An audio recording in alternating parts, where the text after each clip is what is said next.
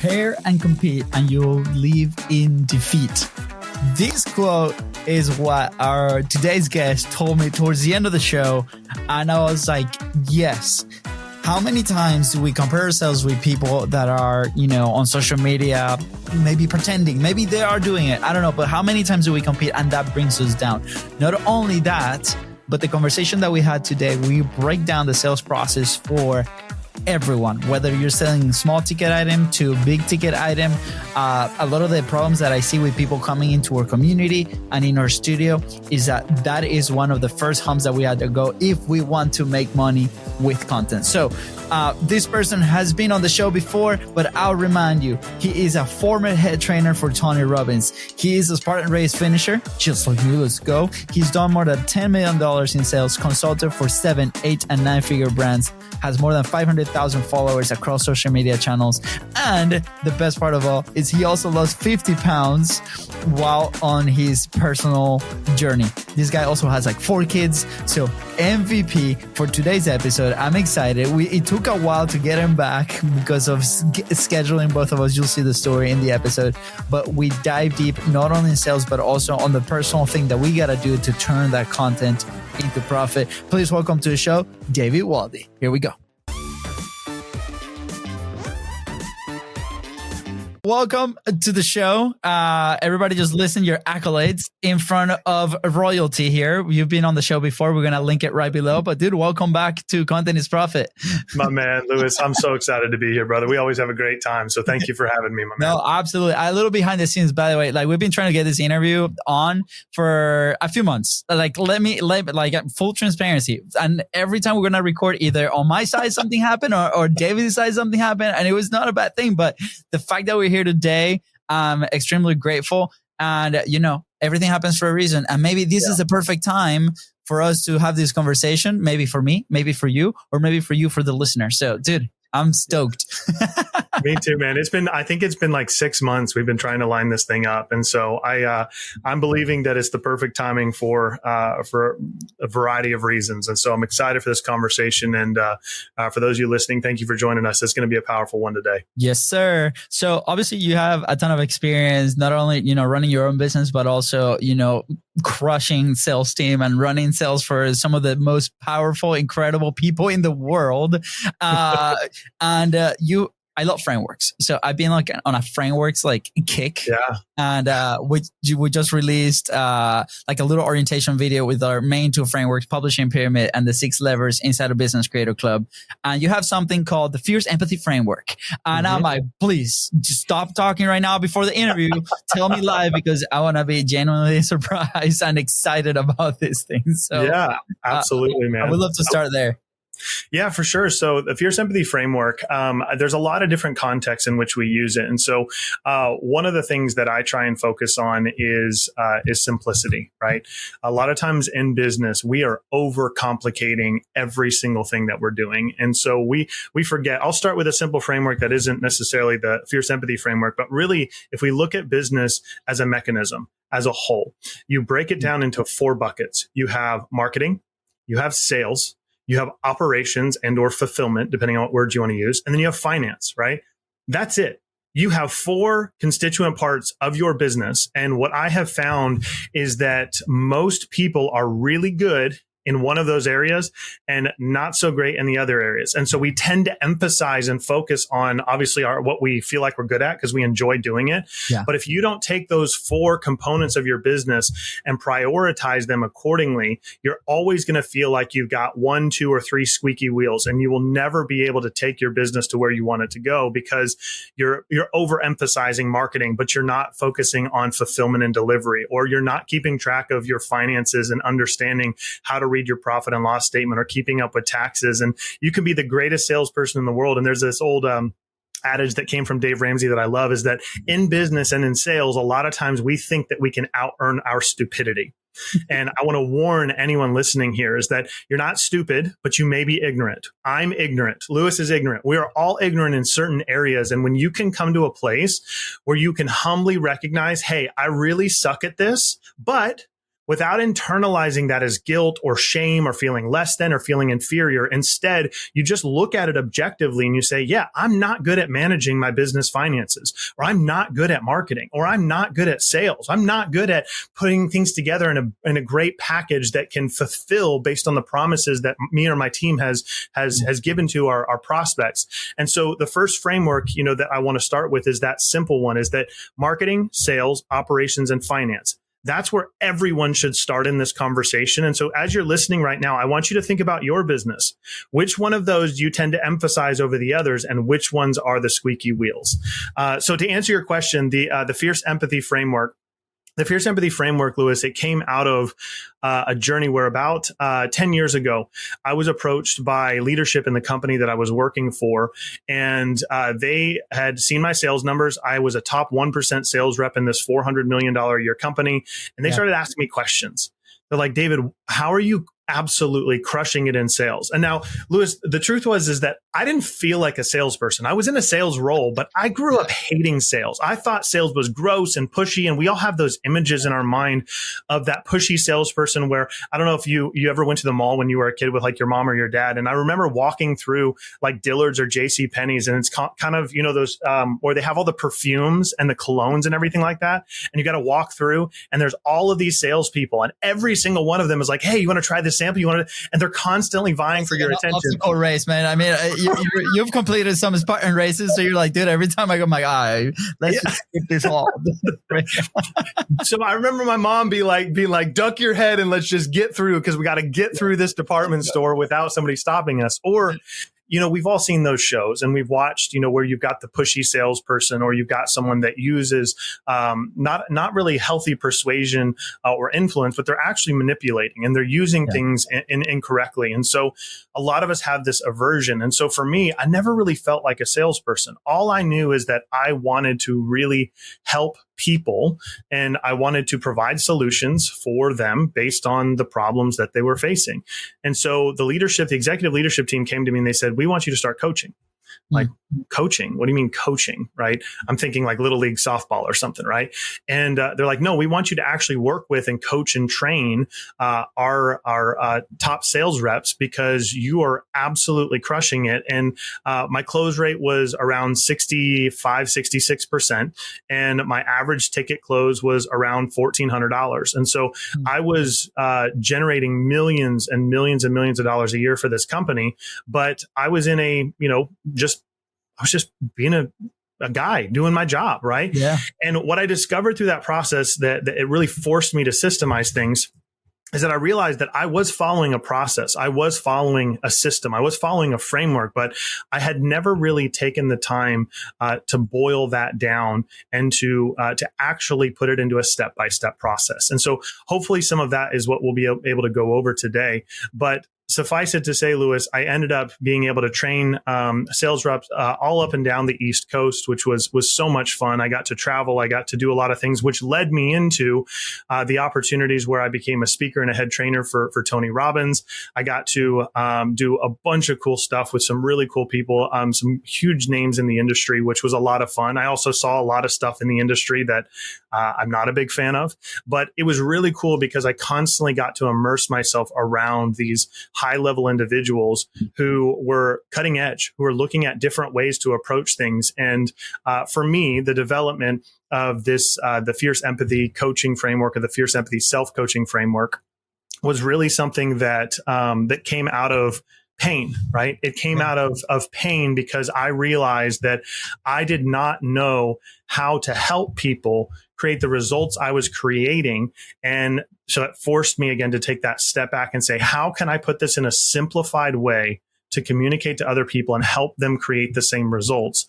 And of course, I'm sure we'll be diving into that today. So that's kind of the foundations for you. I love it, man. I love it. And I think, I resonate a ton on the content side, because it's a similar thing, right? Like we started working on, you're in the weeds, and for you, it's like your day to day. You start executing, you do this, and all of a sudden it's broken down into these phases, and it's clearer than ever. And then you start helping some others, and you're like, wow, they do fall in these buckets. So For instance, I'm not going to go through this, but people can go to businesscreator.club and we have an initial training there with the 6 buckets on the content side. And the cool thing is like one of those is monetization, right? And we talk about the sales side. And a lot of people that come in the community, they have businesses or they have a small business, and sales is the lifeline. But sometimes they might be a little uncomfortable to have those conversations. And, I made my mind a long time ago when I was a sales guy for a fitness studio, boutique fitness studio. And I had these conversations and I competed for no's, man. I was going for no's, but I truly believe in the product. Do you know? Yeah. I think we can relate. You competed on Spartan races. I did Spartan races. I did Tough Mudders. And I believe so much in the product that was my training. And I was like, I love this. So those conversations for me were very easy because like, look, you're on point A, you want to go to point B. This is the place. This is and it became like really, really simple because I really, truly believed in that. And I really believed that we're helping people, back then. And now with our business, with the studio and the production team that we have, I do the same thing. So where do you think like doubt comes when maybe they're starting, and I have obviously my own theories and I go through this, but you having, conducted and trained teams and people and leaders all around the world with these incredible people like Tony Robbins, right? Like, where do you see most of that come from? And what are the first couple of steps that people can take to go and own that process? Absolutely. So it's a great question, Lewis. And so I'll kind of orient this for those that I would consider maybe in the startup phases of their business. It doesn't matter how long you've been in business, but if you're generating less than, I'd say, $500,000-$600,000 a year in annual revenue, this is going to be very applicable. If you're above that, these principles can still be applied at scale based on your sales teams, right? At that stage, you probably have some sales reps. You probably are building out a sales team or you have a pipeline. And so there's a lot of different strategies. And what I tell people is this, Lewis, is that all of the strategies work. You just have to find the strategies that work for you. And that's the challenge, because anyone can go out there and buy a billboard. Anyone can go out there and run Facebook ads. Anyone can go out there and create content. Anyone can go out there and do these things. And you have people constantly, all day, every day, inundating you with, particularly online, ads selling their strategy as the way, the path, right? And so I'm not going to be presenting a strategy today that says like, this is the path. What I want to do is I want to use this framework and help people understand the mindset and the philosophy behind sales, and then how you can position yourself to succeed, whether it's just you as a solopreneur, if you're building out your first sales team, if you're just in sales full time, maybe you work, you have this plan for your own business, but you're like, hey, I'm really good at sales, but I want to start my own business. And so I say that because entrepreneurs at every level can really, really benefit from this. And so the first thing that we have to look at is one of my nerdy indulgences is behavioral psychology and neuroscience. And so I have like studied for years how the brain works and why people make the decisions that they make. That really helps me in a lot of the coaching that I do. I have a segment of the work that I do that just works with men. And so when I'm working with men, we're not just looking at their business. We're looking at how they're showing up as a husband, how they're showing up as a father, how are they showing up in their health. And so it's this holistic approach that requires our ability to understand why we believe what we believe. And so let me start with this statement, Lewis. Understanding begins when we understand that we don't understand. I'm going to say that again. Understanding begins when we understand that we don't understand. Because what I have found is that a lot of us are really, good at a lot of things, but very few of us are exceptional in any one area. And that's just the human condition. It's very rare to find someone who is truly extraordinary in one given area. Sometimes we call that genius. But the point of this is that you can become really good at just about anything with just a little bit of applied practice. And so what we have to look at is the mindset and the belief behind sales. We're going to start there. And I'll use the fierce empathy framework. So the foundations of the fierce empathy framework, that's the F. So everyone say foundations. If you're riding in the car, if you're listening, if you're taking notes, say foundations. Okay. So foundations is where you have to understand the motivating reasons for why people take action and want to change, right? You have to be aware of what is really driving them. And a great example of this, and you mentioned go for no. A great example of this is that a lot of times in sales, people will, there's two parts here. One is that people are focusing on getting yeses, right? for everyone across the board right now, stop focusing on getting yeses. Stop focusing on closing the deal. You're getting way too emotionally attached. Chances are you're getting way too emotionally attached to when a client says yes or a customer says yes. And you celebrate and you pop the champagne and you have all the fun, right? And what happens if you are in business or you're in sales, you typically have an idea for how many deals you want to close. Say that you have a personal services business and you're like, hey, I really want to close 4 clients per month. And those 4 clients for you are worth $2,500 in monthly recurring revenue. You just did 10K to your top line, which would be amazing. So you're like, I got to close 4. I got to close 4. I got to close 4. Well, the problem with that is that if in the first week you close 4 people, guess what you're doing for the next 3 weeks of the month? You're not selling. Yeah. Because you've met your quota, because you hit your yeses. But Lewis, you know this, is that instead of saying, I have to get 4 yeses, you need to say, no, I need to get 50 no's this month. I need to get 50 people to tell me no, because then guess what happens? You close that 4 that first week, but you've only got 20 no's. That means you got 30 more no's you got to go collect out in the marketplace or on social media before your month is done. And what you'll find is that will catalyze you to the next level. But outside of detaching from sales and going for no, what you have to start doing is recognizing that if you truly care about people, if you believe in what you provide, and you are not willing to ask for the sale, you are literally doing people a disservice.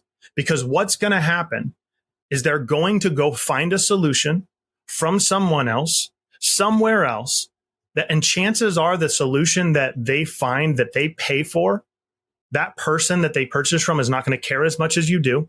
They're not going to have the quality of service that you provide. And that customer is not going to have the experience that you could have provided. And so effectively, not only have you self-sabotaged yourself because you didn't present, you didn't sell, but you have basically just kind of condemned them to a lesser solution, to go find it somewhere else. And so when we understand the motivating reasons for taking action, creating change, I want to use an example here.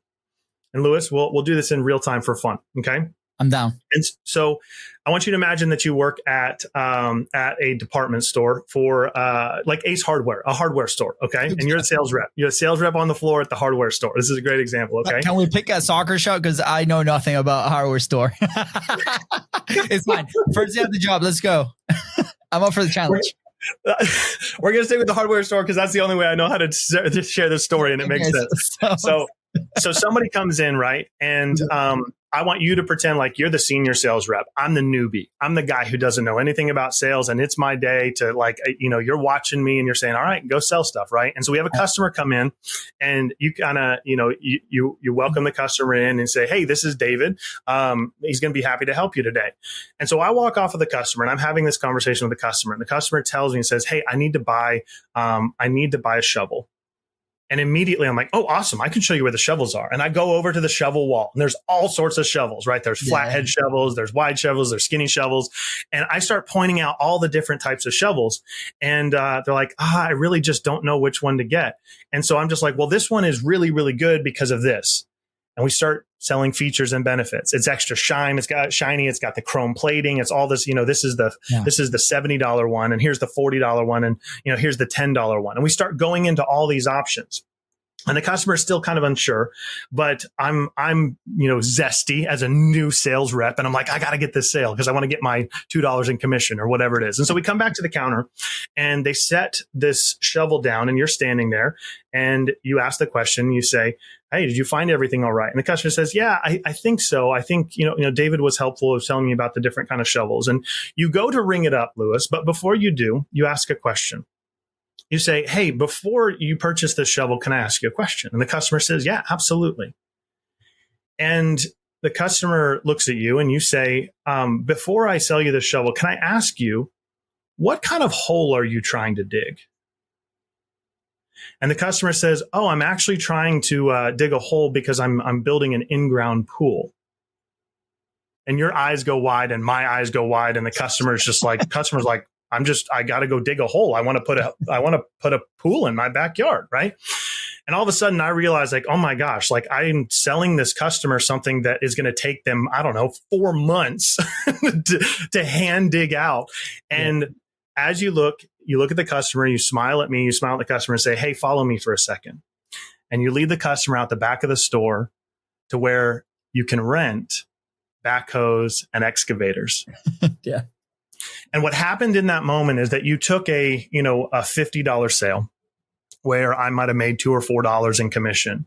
And you effectively asked better questions to understand the intentions and motivations of that customer. And you ended up having $1,000 sale for a 1-week rental on an excavator so that they could dig out the hole they needed for their in-ground pool, right? Yeah. And so the foundations here is that sales always comes down to questions. The better questions you ask, the better results that you'll get. Most people think that sales is about speaking and talking. You have 2 ears and 1 mouth, right?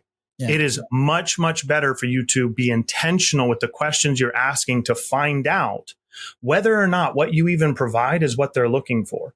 And that's one of the biggest mistakes that I see, early stage entrepreneurs and people in sales make, is that they think that their solution is for everybody. They're like, I sell water. Everybody should want water. Everybody would buy water, right? And they think that they're God's gift to mankind. But the fact of the matter is that if you want to close more sales, you need to get better at asking questions and pre-qualifying people before you even say, hey, I have this solution and I think it would be a good fit. Because if you try and sell ahead of time, the customer is not going to feel like they understand.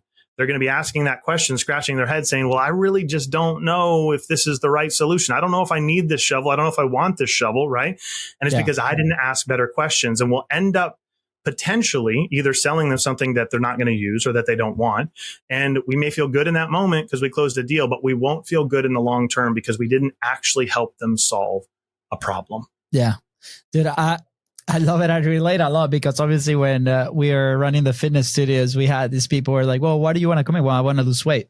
Awesome. Well, let's get specific. Like, why do we want to lose weight? And often, we had a large female group that would come in the studio, but it was often like a wedding was coming and they wanted to look good for the wedding, right? Mm-hmm. So that was huge motivation, right? Or they just got married or they just had a kid and they wanted to get back. And we had older people, and so those motivations were a lot harder than I just want to lose weight. There's always something else. There's always something, and we're like, perfect. If we frame it, if we have the conversation based on that, I'm sure we're getting you a better experience with your grandkids.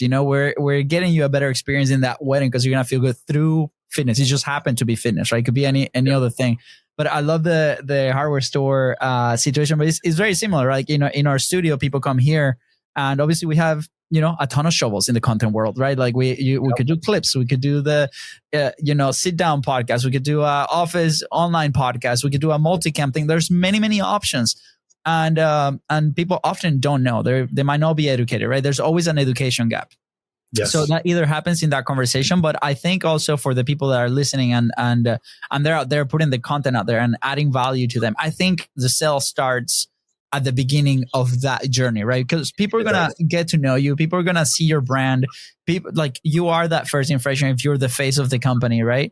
And everything has to align, right? Are we adding value? Are we educating people? You might be a little bit more technical if you want more technical people. I think your content also works as a filter for the people that you want connecting with you.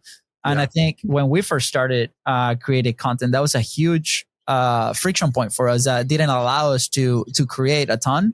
Is because we're like, man, we were in that space of need. We need to sell ASAP because we're running it. This was COVID time. We had 60 days runway. We're like, if we don't sell this service, Luca was just born at the time. And it was like, Katie had no idea I took out, $40,000 and put it into a mastermind. So it was like, what the hell? The pressure was on, right? And there's a lot of fear on that side that make us maybe not make the right decisions or ask the right questions, like you were saying, right?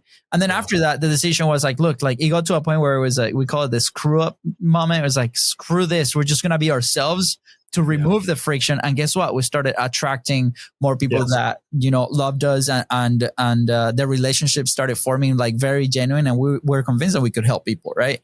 So here's what if there's some moments where people might be in a tough situation. You have your 4 buckets, right? Marketing, sales, ops, and finance, right?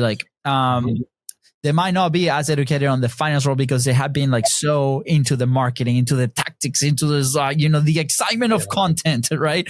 And then they're like, dude, I'm selling some stuff, but then they get stopped, and the fulfillment maybe is not as profitable as they thought it was because they had to hire somebody else on the back end to do the work, right? Like, how can we start looking at this and eyeing some indicators of like, okay, I'm building a very solid floor to be able to do this, right? I'll give you an example. When we acquired the studio, we have a fractional content agency that we work with people all over the world.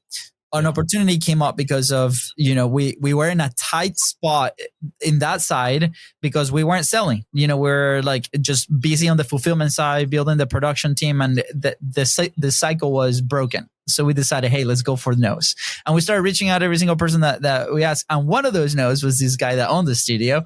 And he's like, guys, I am leaving Jacksonville. You guys want to take over? And that became an opportunity. And we ended up buying the studio a couple of years ago. And we're like, oh, sweet. And then we go, opportunity came because we're chasing the nose, but now we're trying to integrate this thing all together, like podcast services with like the agency side. And it's like all these puzzle pieces all over. And like, okay, where do we put this service? Like, how do we sell it for? Like, what's the profit margin on this? Like, how do everything plays in the big picture? This is a very complex map that we're trying to put together. And I think after 2 years, we finally got to a point where like I decently can say that. But not a lot of people have 2 years, right? A lot of people are like, man, like, how do I build this solid foundation that I can build upon? What are those indicators that they should be looking to be like, okay, what is the profit margin I should be aiming at? How many sales, calls should I have? Obviously, it probably depends. But like, what are some things that we can start looking and measuring against? Yeah. So it's actually perfect transition into the next two parts of the Fierce Empathy framework. So for anyone that's caught on so far, Fierce is actually an acronym. So F is foundations, I is intentions, and then E is expectations. So let's talk about intentions and expectations as the next part of this framework. Is that if you're not crystal clear on what your goals are and what you're aiming at, then I had a mentor of mine tell me one time, he said, if you aim at nothing, you'll hit it every single time. Right. And a lot of times people are aiming at things that aren't actual goals. They're just wishes. And so you talk to the average person, and they say, what do you want? Well, I want $1 million. Okay. Well, why? Right? They can't really answer it. They think that it's going to solve all their problems, or they say they want more sex, or they want to get married, or they want to whatever it is, right? There's a lot of things that most people say, but you talk to the average business owner and what's their default response? It's like, well, I'd like to make more money. Okay. Well, if you don't have clarity around what you're going to use that money for, I'm a firm believer that you're not going to be given that opportunity to expand and grow unless you have set the intention. And as we know, intentions are worthless without actions, right? You can intend to tell your wife that you love her, but if you never do, right? You're like, yeah, but I told you one time when we got married. Yeah. And never again, right? Like it's worthless. The intentions are worthless without the actions. And so in order to create that alignment that we're looking for, you have to look at your business and say, okay, for where I am, what's realistic? Number one. With my current schedule, with my current demands, like for example, Louis, I got 4 kids. I have 3 businesses. I've got 2 business partners, right? Life's wild, dude. I mean, it took us 6 months for this podcast. Like, there's a lot of things. And now I'll say, dude, I have your phone now, so I'll be like, dude, David, I'm on a walk. Let's chat. Let's do it, man. Like, I'm with my 4 kids. Bye. we're all in these different seasons of life, and I think sometimes that's what we forget is that you have to be incredibly careful with comparison. Like you've probably heard that comparison is the thief of joy, and it can be, right? I had a mentor of mine tell me one time, he said, compare and compete and you'll live in defeat, right? And while that's true in certain contexts, what I do think is useful is comparison, but only if you can be objective about it, right? So in sports, I know you're a soccer fan, football fan, right? They have this concept called running the tape, right? And so what you want to do, if you want to watch tape or review tape, what you're doing is you're looking at your competition to try and get an understanding of how they operate, right? But there's no emotion attached to that. It's purely logical. It's purely analytical. You're trying to get an understanding of like, how are they doing things? And that's a great foundational lesson for everyone to model the people that are achieving and succeeding in the areas that you want to achieve and succeed. But, and this is a huge but with a capital B but, okay? But recognize that You are in a very different season of life than them. You may have different demands than them. You may have different responsibilities than them. And so for all the, especially guys, I'm going to talk to you for a second. For all you young guys that are out here that you're trying to build your business, and you also at the same time, like you want to get married and you want to have a family and you want these things, stop looking at the 40-year-old solo guy with the ripped 6-pack abs and using him as your model for success, because he doesn't have a wife, he doesn't have kids, and his entire life and world is his career. Not that I'm not saying that's necessarily a bad thing. That's his choice. That's his lifestyle. But if you want to be able to have a family, understand that there's opportunity cost there, right? And my values personally in this season of life, Lewis, is that I want to prioritize more than anything time with my kids, especially while they're young. Yeah. And so even though I have multiple businesses and I have a lot of activities going on and there's a lot of demand for my time and my attention, that is one of my non-negotiable values, because I know that I'm not going to get that time back. And there's going to be a point in time where they grow up and they move on. And guess what? Lord willing, I'll have another 20, 30, 40, 50 years to build business, which is great, right? And I'll do that. But the point of all of this is saying, what are your goals? What do you really value? What do you really want? I don't give a crap if you want to go after $1 million a year. That's fine. Why? Why? Because you might be really freaking happy making 125 a year and being able to work 3 days a week, right? Yeah.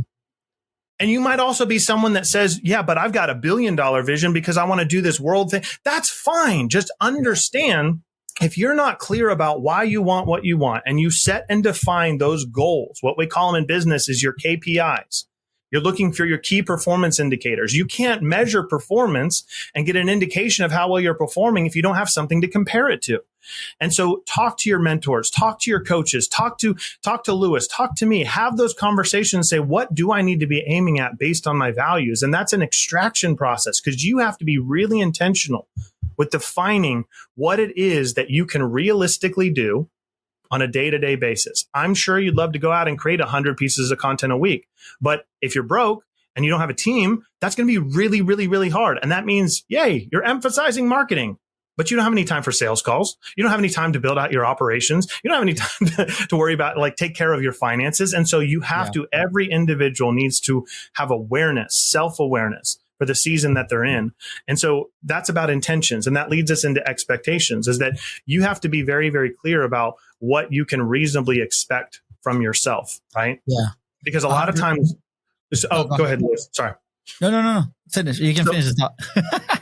A lot of times as entrepreneurs, we place unrealistic expectations on ourselves, and we constantly live in this land of not good enough, right? The money's not good enough. My team's not good enough. I'm not good enough. Our systems aren't good enough. My finances aren't good enough. And we live in this perpetual cycle of beating the crap out of ourselves because we just don't feel like we measure up. And so what you have to do is you have to create boundaries, and you have to create transparency around what you expect from yourself and from others. This means you've got to learn how to say no yourself. You've got to learn how to let people know on a call. Like if you have somebody call or scheduled for a meeting, or you've got a sales call, or you're meeting with a potential client, you need to be very intentional to operate with boundaries. Don't just sit down and say, okay, well, we've got until kingdom come. When people call me now, Lewis, I have made this a habit. When someone calls me, I give them a defined specific timeline for how long I have to take that call. I try and answer my phone anytime that it rings, right? Yeah. But if it is like right now, let's just imagine we're not on this podcast. If someone calls me at 12:41, there's like 2 or 3 things that go through my mind. Number one is, what do I have at 1 o'clock? Because usually I have things on 30 and 1 minute or 1 hour intervals. And I'm going to immediately think, okay, what do I have coming up at 1 o'clock? Then I'm going to think, do I have 18 minutes to talk to this person? Yes or no? Right? Yeah. And if I don't, what I'll do is I would answer. It's 12:42 p.m. right now where I'm at. I would answer the phone and say, hey, John, I got 3 minutes. What's up? Yeah. I'm setting the frame and a boundary and expectations for myself and for others, because if I don't, I can't live with intentionality. Yeah. I can't honor my calendar. And a lot of people are waking up, especially every single day in small business land, and they look at their calendar like, I don't really know what I'm supposed to be doing today. If you don't know what you're supposed to be doing, that means you need to go back to those foundations and those goals and those intentions and say, okay, what is it that I want to achieve in the business? because it's just a numbers game. If you want to make $100,000 a year and that's your goal right now, awesome. Don't let anybody look down on you for that. That's freaking awesome, right? If your goal is just to make $1,000 a month in your side hustle, or your goal is saying, you know what, I want to make $10 million this month. Everyone's at different levels. Be careful with comparison and look at where you're at, your reality, and then create your calendar and your structure, your boundaries for yourself so that you can adhere to your intentions and align with those goals. Otherwise, you're constantly going to be torn in different directions. Yeah. I think what you talk about as we wrap up here on the comparison game is such an important element that not a lot of people talk about. I mean, you asked me before we jump on the show, it's like, what is something that we can talk about that maybe we haven't touched in the last 600 episodes? This is it, man. Like the comparison game. And it's so, especially on content, right? Because on content it's very simple. Everybody has a facade, right? Everybody's like, oh, you know, the shiny thing, the great studio, the whatever, the top microphone. It doesn't matter, man. Like we could record content with this thing today that is going to feel genuine. It's all about the messaging side thing, but also is on the business side. I've seen it with people internally in my team. I've seen it with people like in our company, and it's hard to watch at the end of the day because there's different backgrounds. Like I resonate. Obviously, you know, you're a dad. I'm also a dad. You know, I have a 6-year-old and a 3-year-old, and same thing, man. Like when we bought the studio was open till like 9 p.m. and we're like, no, dude, like we're closing. Like I want to get to have, my goal is to have dinner and then put my kids to bed every single night, man. Like that's it. Weekends we open. No, we're closing on weekends, man. Like we want to spend time with family. That this is not happening. Well, you know, you could employ somebody and they can run it on the weekends. I don't want to manage a guy on the weekends. As simple as that, right? Like I was that life waking up at 4 a.m. in the morning. Like I know. Yeah. It's like, and I think I recently had a call. I can't remember exactly the person, even if I remember, I won't name them, but it was eye opening in a sense, right? Like people perceive you online, maybe in a different way, and they don't know the full background of like what's going on in your life, like you mentioned, right? And it's like, man, like the comment was, I see you guys everywhere. I've, you know, you guys have everything and like all this potential to be at this level. Right. And maybe it was coming from like, maybe from a place of love. Right. But the perception was, I think like today for me, I stepped out of that comment and I was like, coming from a good place, intentions maybe, but it could be reframed as like, man, like we're late. Like what are you doing with your life that you're not at this level? Right. Like, and it's like, it might make some people think that like crap, like we're not enough, we're not moving fast enough, we're like not doing this enough, it's like overwhelming, like we have to do all these things. I'm like, is that serving your life? Like are you gonna be working extra? Are you gonna, you know, like you said, creating all these pieces of content with like no direction, like no intention? Are you gonna enjoy the process? I'm at this point in my life where like if I don't enjoy doing it, it's like it's not gonna happen, man. It's gonna be delegated if it's like crucial to it, or we're just gonna move away from that. And not a lot of people, what I've seen, are willing to have those conversations early on, maybe because, you know, they're hungry to go get that success. But at what point you get to that screw it moment and we're like, man, I'm going to be shaping my life based off, you know, what I want. And there was a stage in my life where I was lost because, you know that we come from Venezuela. We come here on a soccer scholarship. Like to me, my goal back home was to come to the United States, live in a place like the one I'm living right now, you know, with my family, my kids, access to like incredible facilities and like in this like very nice neighborhood, own my own business. And I got it, you know, I got there. And for the longest time, I felt very lost because where's my new North Star? And it was crazy because it was affecting me emotionally. It was affecting my business. And it was like, I had to sit down and really think, okay, what is my next stage? Because I am very happy. Don't get me wrong. And I thought I was like, okay, this is it. This is where I'm going to stay. But at the same time, it's like for my goals and my business, like it could stay like this for the rest of my life and I'll be happy. But then I started thinking, family back home. Do I want them here? What does it take to bring them here? Opportunities for my kids, like a legacy, like what is all these things? And that reignited the fire so bad that now we're reframing the business and we're like, how can we move it to the next level, man? And I'm so excited. So thank you for that, man. And it's not about, the example with the 40-year-old with a ripped six pack and whatever and supercars all over the place. I'm like, bro, yeah. When I get home, I just want to play, Uno with my two kids, man. I heard recently I heard, there's a very popular, I'm not going to name drop. I don't ever believe in publicly attacking people. I think we can attack ideas, and I think that it's good. But this individual, just a very high level, call them a power couple, if you will.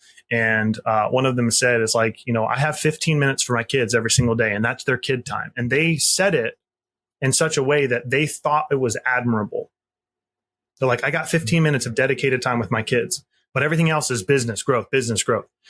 And it's hard for someone like me because I look at that and my instinct is I want to judge that. I want to be like, yeah, that's a horrible philosophy. You're destroying your kids. Like, you're teaching them and modeling for them something that, is going to haunt you and haunt them.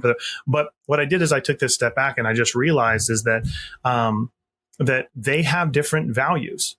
And that is so critically important that many of us don't stop and ask when we're looking and comparing, does this person have similar values that I have, right? And that's one of the things, like even in working with Tony Robbins and his team, is that I realized through that process, like, I have different values than Tony Robbins, who's like the godfather of personal development and business growth, right? I don't share those values.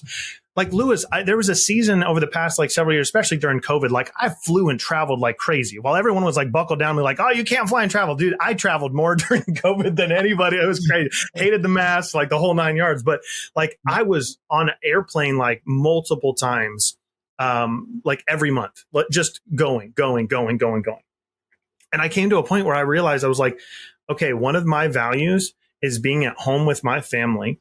And I refuse to travel more than twice per month with a 3-day maximum. That means 3 days max. Great margin. Yeah. And even that goes back to how I built my business, is that like I'm in my office that I built behind my house. I have 3 companies that I run from here or my phone. And the reason I wanted that is because I wanted to have breakfast, lunch, and dinner with my kids. I want to be able to dance in the kitchen at 10 a.m. on a Tuesday with my wife if I want to, right? Yeah. Now, that doesn't mean that there aren't those times where, it's the 11 p.m. I'm getting a client call, or we've got an issue over here. That's going to happen. But understanding what I value was critically important for me to create this alignment in my life. And that leads us to the R in fierce empathy. Actually, you're teeing me up for some perfect segues here, Lewis. This is great.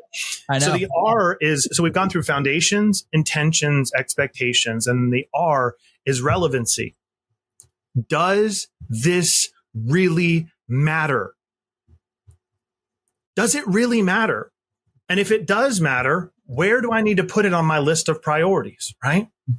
Like, you can look at your business and say, like, what it really, really matters what you're doing for the world. And you may believe in it, and it may be incredible, and it may be awesome. But if I personally believe, if you're doing that at the expense of the human beings that you have a covenantal obligation to, like your wife or your husband or your kids, you might want to take a step back and reevaluate that. Yeah. Now, it's not this equal, I give 8 hours to my family and 8 hours to my business. That doesn't work. This perfect concept of balance doesn't work. But what does work is integration. And you've got to integrate things in your life in such a way based on the relevancy. Maybe for you, like, your health is irrelevant, right? I wouldn't recommend that. But for some people, they're like, yeah, I don't really care. Like, what my body. And there's a lot of people that argue, especially now I see this in the fitness influencers, are like, health and fitness is the key to success. And I'm like, okay, go talk to Jack Black about that. He seems to be doing just fine. And, he's right. And so there's a lot of these things that are pushed and they sound like great tenets. But really, it's not about like trying to figure out the perfect formula, because there's no perfect formula. What you experience, Lewis, and what I experienced is that when you can just be yourself and you are anchored into your values, you know what you believe and why you believe it, and you position your service or your product in the marketplace to truly add value. And then you are taking all of that and saying, okay, how can I take ownership of my life? How can I define these goals in a way that helps me create a beautiful life, not just try and get to the very end? And I heard this story recently. This was a 95-year-old woman. She was being interviewed, and I don't remember if it was like CNN or something like that. But the question came up was like, what's the greatest regret of your life? Mm. And this lady sat back and she thought for a minute. And she said, my greatest regret is that I wend my life away. And when I first heard that, Lewis, it probably, like everyone listening, is like, what do you mean you wend your life away? Right. Mm. And she said, my entire life, I said, when this happens, I'll do this. When I get the car, when I get the house, when I get married, when I have kids, when my business crosses 6 figures, when my business crosses 7 figures, 8 figures, when I finally have a sales team, when I can finally hire an assistant, when I can finally take a vacation, when. And you can live in such a state that, yeah, you maybe have, you see the map and you look at the map and you know where the buried treasure is. You know success is out there. Yeah. But what's really fascinating, and this comes from a book called The Greatest Salesman in the World by Og Mandino. He says, what man among 10,000 defines success the same? We all define success differently. Mm-hmm. Every one of us defines success differently. Now, here in the United States, unfortunately, in my opinion, success and money seem to be the two things that most people think of, right? When people say success, they think, oh, you're like, you got a lot of money, right? And I can't tell you how often I have conversations with extraordinarily high-level leaders who have achieved everything that they wanted to financially, and their marriage is falling apart because they don't know how to be connected with their spouse. Their kids won't talk to them because they haven't given them any form of real presence at home. They don't know how to regulate their emotions or be in control of themselves. But guess what? Everyone sees them as successful and they're dying inside. And it's not that money's bad. It's not. Money is a beautiful vehicle through which you can use to bless people and take care of your family and grow your business. The moral of the story is not that money's bad. I want you to go make a crap ton of money. That's part of this conversation. But I don't want you to lose your soul in the process. And so you have to take the time to define what success means for you and ask those questions like, does this really matter? Yeah. Is this relevant to the life that I want to live? Because on that journey, if I'm not working with people that I love and clients that I love, and that I'm having fun and enjoying the process and I'm learning and I'm growing, like you're going to live your life and you're going to wen it away. When I finally make this much money, when I finally get the 6-pack, when I finally whatever it is. And that relevancy, I think, is so critical is when you're looking at your goals, you've set your foundations, you're being intentional, you're creating boundaries. You need to ask yourself, okay, is this relevant to the definition of success that I've defined? And here's the last part from Og Mandino. He says, but every one of us defines failure the same. And failure is our inability to reach our goals, whatever they may be. And so be careful with those goals because yes, they can help you, inspire you and encourage you. They can also cripple you. They can crush you because you're constantly seeing, I'm not there yet. I'm not there yet. I'm not there yet. And you feel horrible instead of recognizing, yeah, I'm not there yet, but I'm on my way. And this is fun. And I'm excited to get there, but I'm going to enjoy this process and I'm going to get there. It's just, I got to be patient. I got to continue to grow and learn. It becomes a pressure through the negative frame rather than it's something that inspires us. Dude, what a way to close out the time together, man. We can speak about this for days, man. I got to bring you to my other show, Matt's Life, who's more on the personal side. But dude, so cool. Thank you for sharing your framework. I think maybe... Let me do the last two real quick. I'll make them really, really fast because we only got to R. So C is constructs, okay? And so C is constructs, and this is what we're talking about, mindset. You've got to think about what you've constructed in your mind about success, right? You've got to really, really evaluate that. And then the last part of it, the last E, is escalation. How do you scale? How do you scale the vision for yourself? And so anyone can get that free. I'm sure that Lewis will put that in the show notes for anyone who actually wants to see it. Yeah, it's going to be in the show notes. It's going to be in the community everywhere. But where can we go now? So fierceempathyframework.com. Yeah, just go to fierceempathyframework.com and you can download it and you can apply it to your life, your business. It's a very useful framework. Yeah. So I was going to tell people to reach out to you so they could ask for the last two, but it's fine. You're just that giving. You would, man. Yeah, I'm like, bro, like last two, go ask him directly. I'll ask him as soon as we hop off. I love it. But thank you, man. I mean, you do live by your values and everything you said. Hey, we're gonna deliver, and I think we did. The conversation was slightly off for what I had in mind, but this was way better than what I have in mind. So thank you for elevating the show, man. Thank you so much. I think this is super helpful. It's very meaningful. I relate to all of it.